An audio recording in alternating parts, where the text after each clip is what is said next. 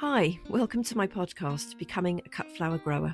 I'm your host, Lydia, and I'm here to share my year of growing and selling cut flowers. I'll be giving you the lowdown on everything I'm doing and sharing all the highs and lows, the good times and the inevitable disasters, all in real time. Join me on my cut flower journey, starting right now. Hello and welcome to the latest episode. It's Tuesday, the 7th of July, 2028. In fact, it's actually just turned midnight. So technically, it's the 8th of July, but it's supposed to be Tuesday's episode. So a very warm welcome to you. It is hot again. And it's actually the same temperature here in the UK as it is in Crete, where I have just landed back from the airport. I was away last week. I had a babysitter for the chickens and they are all absolutely fine, but I didn't have anybody supervising the flowers. Now, you might think, what is this silly woman doing going on holiday at peak season? And you would be right to think that. Now, I didn't go away in June. I did go away in July. And quite honestly, there is no good time to go away unless you go in the winter. And the trouble with going in the winter is that you have to fly further to get the sunshine, which means all of the prices go up. And as I tried to have my last summer holiday over last winter, as I discovered, it was all a bit of a disaster and I couldn't actually afford to go anywhere. So this summer I thought, well, I'll take the holiday earlier, so before the schools break up, so the prices are low.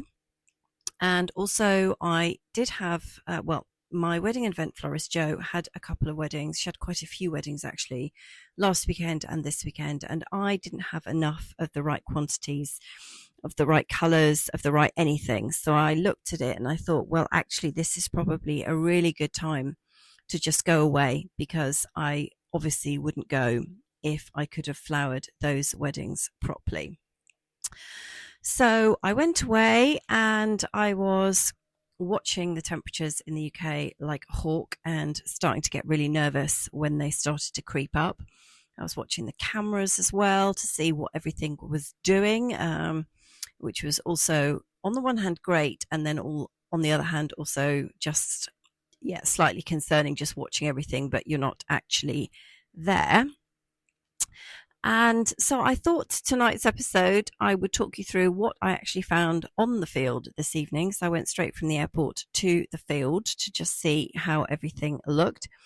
And it was one of those heart-stopping moments, really, to just turn up and find out what had worked and what hadn't. While I was away, actually, and I was watching the temperatures like a hawk a couple of times a day and getting a little bit concerned that they were creeping up and we're clearly going to have another heat wave in the UK. So I decided that I'd buy another fan while I was away. And that turned out to be the most epic mission ever, because I think every single fan has now sold out in the United Kingdom. I have tried every shop, every online store, every place that I could possibly think of. And I think I bought the last oscillating tower fan in the whole country a couple of days ago. Had it delivered today. It's arrived. So I have got that.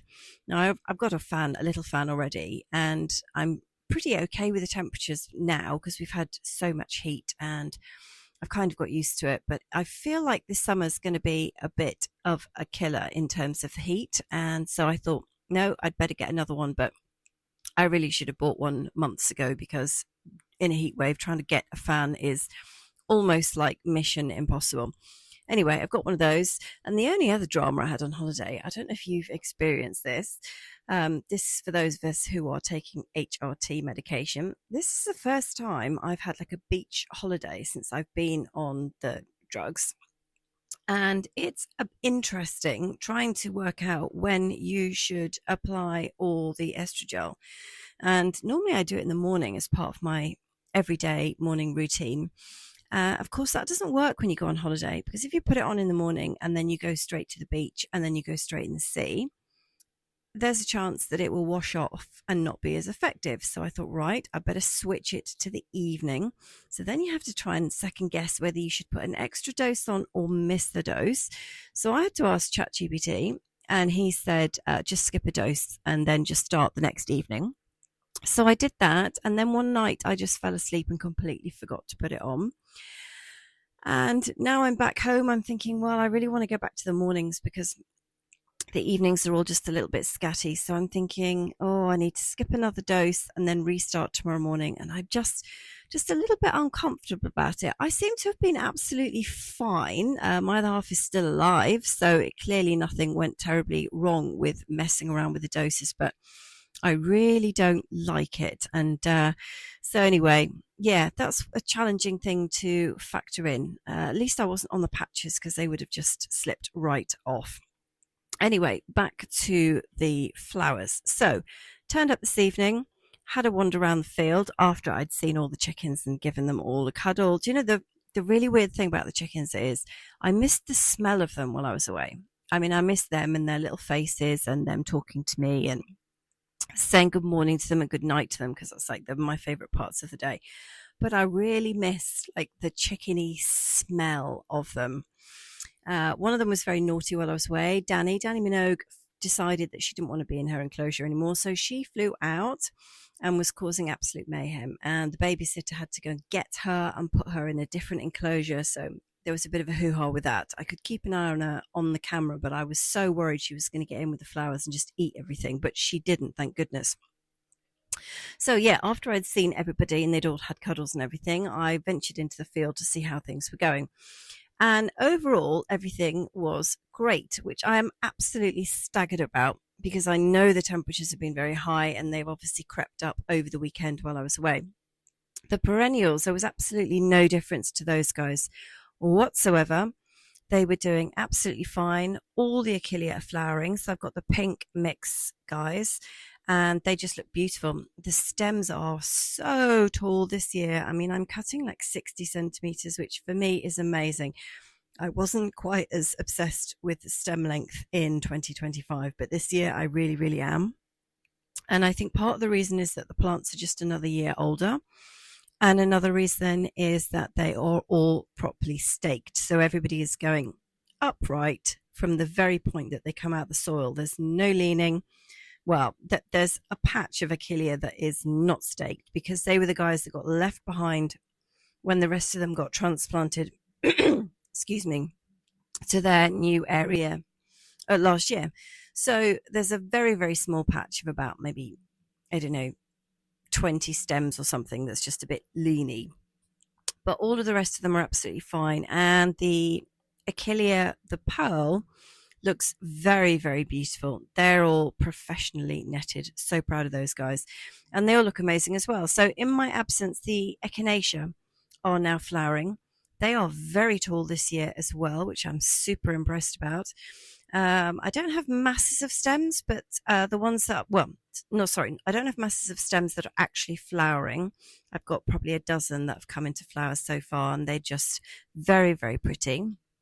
And also flowering are the rudbeckia and the heleniums. Now, the heleniums are really fantastic. I would rather have that kind of red color slightly later. I feel like it's quite early in the year to have such a bright color, but that could just be me. And the heleniums are also on short stems this year, which I don't really understand because everybody else is incredibly tall. So I don't know what little quirks those guys have got going on. The rudbeckia look amazing. And while I was away, the eryngium coloured up. So I've got two different coloured eryngiums. I've got the classic blue one, and then I've got a silver one. And the silver one is very, very pretty, but it kind of looks like it's dead. That's the only downside I'm seeing with this one. I'm guessing if it was in a bouquet with whites and other pale colours, it would look really special. But out in the field, it literally just looks like it's died, and it hasn't. It's just meant to be silver. And then also the echinops are flowering, and these are like the blue balls. Very, very pretty. And they're also extremely tall as well. So yeah, the perennials, absolutely superb, totally bomb-proof, and that is an entire week and now of no watering and no supervision whatsoever. But they are all mulched as well, which helps enormously. Now, the annuals, a bit of a mixed bunch. depending on when exactly they were planted. So some of them are absolutely fine. So the scabious, the ami, the agrostemma, the bells of Ireland, the statice, strawflowers, aster, all doing absolutely fine at various degrees of floweringness. Like the asters are not ready yet, but nearly everything else is flowering. Doing brilliantly are the zinnias and the snaps, sweet peas, and the Clarkia. Now, the Clarkia were these random last minute annuals that I threw in the ground. They're an absolute riot of colour. Like, they're super, super pretty. I'm very impressed with them. But the stems are really short, so they're going to be one for the bud vases, unfortunately. But they are lovely. So I was going to consign them to sort of the compost heap and not bothering to grow them again next year. But I think I might have another stab at those and see if I can get longer stem lengths, because if I could, I think they would be really, really fantastic. Now, the ones that had a bit of a crisis were a batch of zinnias that I put in just a couple of days before I went away. Didn't have enough time to get them watered in. They clearly needed a bit more support. So I faffed around netting and staking all of the zinnias before I went away and pinching them all out. So there's quite a few successions that are absolutely storming their way through the netting, branching already and doing exactly what they're supposed to. And then it's just the final batch that I put in that just, it obviously needed probably about a week's worth of support. They're not dead, they've just had a bit of a crisis, and hopefully now I'm home I can get them on the straight and narrow, and there might be just a bit of a delay before they start flowering. Going over as well are the self-seeded cornflowers. They need deadheading quite often. It's not that they needed water so much, they just seem to have exhausted themselves, put it that way. So the cornflowers that I've actually sown, blue ones and white ones, they're kind of coming up behind these guys. So there's going to be a period where I don't have any cornflowers available, but that is unfortunate. But the old ones have just kind of tired themselves out, really. Now, non-movers, well, these would be the sunflowers and the craspedia. The sunflowers have grown a little bit, but not, I think, as much as I thought they would. They're all looking fine. Nobody's fallen over. One of them has just the head has completely snapped off. And the frustrating thing about these pro cuts that I'm learning is that you only get one flower. So if anything goes wrong with that, with the main stem, then that's it, game over. Now, so one of them, the sunflowers are planted in two different areas just to have a bit of experiment. I've interplanted some of them with the roses, and then another load went over to the vegetable garden, actually, where the soil is really, really fantastic. And I thought I would just do an experiment to see how they cope in the two different areas. Because the ones in the roses is the area where Nigel lifted the turf for me. It used to just be grass. It's not been improved or anything. So the conditions are quite tough. And so I thought, no, I'm going to put some over in the vegetable garden where the soil is just absolutely incredible and see how they get on. And as I was planting them into the vegetable area, it was either Danny or Dove stuck their head through the fence panel and just ate the top of one of the sunflowers. And as I said, that is game over because they're not going to do anything else now. So I lost one there. And then I noticed tonight that one amongst the roses had just snapped off completely. Very random. So that's a bit disappointing. And also in the non-mover department is the craspedia. Now they've been planted in the new perennials bed, which everything else has done fine in there. They're right next to some perennials that are doing really well. They're next to some self-seeded Orlia, which is also doing very well, but they just seem to be taking their time. I'm going to have to look through my data for last year to see when I actually started selling them. They just feel a little bit behind to me. But hopefully they're just doing their own thing, cracking on. Now, gone over pretty much completely is the self-seeded Orlia, and I am going to I was said I was going to harvest the seed, but I think I might just let the seed fall exactly where it is and let them do their own thing and just kind of let them have that bed to just self-seed in and do what they want over the winter, because the plants that I didn't get involved in were absolutely incredible. So I think there's a bit of a lesson there for me. The other ones that have gone over are the saponaria. So these were a new seed that I tried this year. The seed actually came over from the States and they were very pretty. I couldn't really get a handle on them. They were really strange. They never wanted to go vertically. Even when they're in the seed trays, they were doing all sorts of crazy stuff. And then when they got out in the field, they just carried on doing crazy stuff. And to be honest, I didn't net them because I just thought, I'm not sure if it's worth the effort. I kept threatening to just compost the whole lot of them constantly. And then they kind of got themselves together. They worked out which way was up and they flowered and they were absolutely beautiful. So it was just a mass of tiny white flowers on these very thin, spindly stems that were all going different ways. And so I didn't cut them and sell them. I just sort of kept watching them and thinking, I'm just going to try and learn a little bit more about you and decide if you're worth doing next year or not. And they have definitely gone over this time. So I think I will probably just try and harvest some seed and then weigh up whether it's worth doing anything with them next year.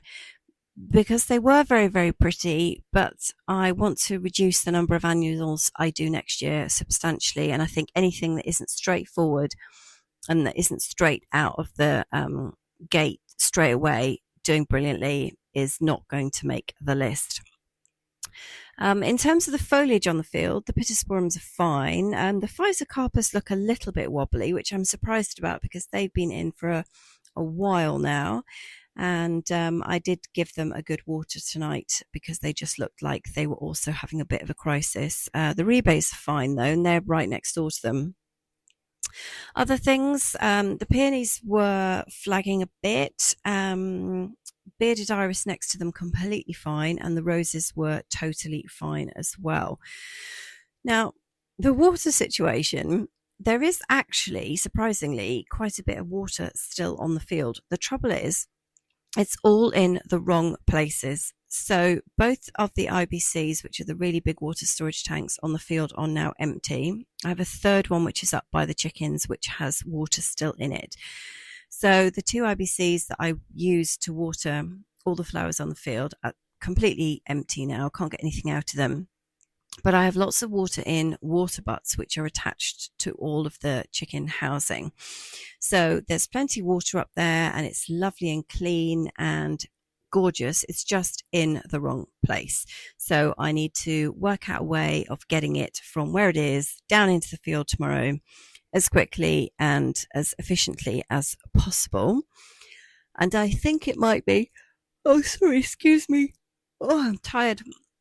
I think it might be a question of getting all my bits of gutter joined together and literally just opening the taps on the water butts and having the water flowing down the gutters and then collect the water at the end and either chuck it into the IBCs or just use it to just water the plants, because I am going to give them a really, really good water tomorrow morning to say sorry again for leaving them for a week.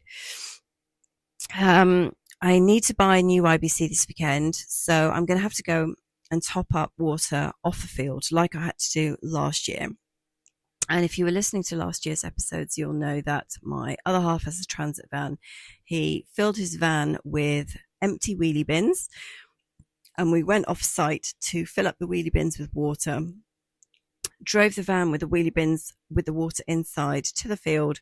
And then before he bought a pump to actually pump the water out of the wheelie bins into the IBCs, we had to decant it by hand with watering cans and then carry them up the hill into the IBC. And obviously that caused murders because it's not very efficient. And he was cursing me for that. So he went and bought a pump, which I'm not allowed to use in case I break it. But it did mean we could transport the water far more easily from the wheelie bins to the IBC. And then he said he doesn't want to have any more wheelie bins with water in the back of his van because it's messy and it's really time consuming. and you get water everywhere.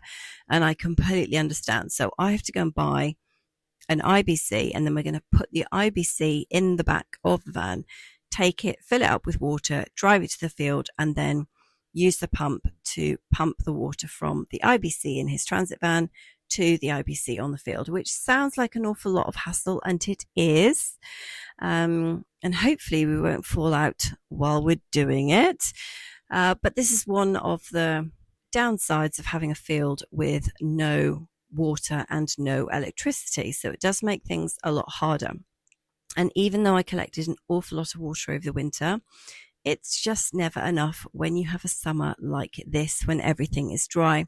This is another reason why I'm really wanting to push more onto the perennials, because they're just so resilient and not demanding at all. It's really the annuals that cause the issue with the water.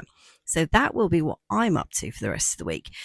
Now, in other news, thank you to Rebecca and also to Michael for your comments on Spotify. It's lovely to have you as listeners.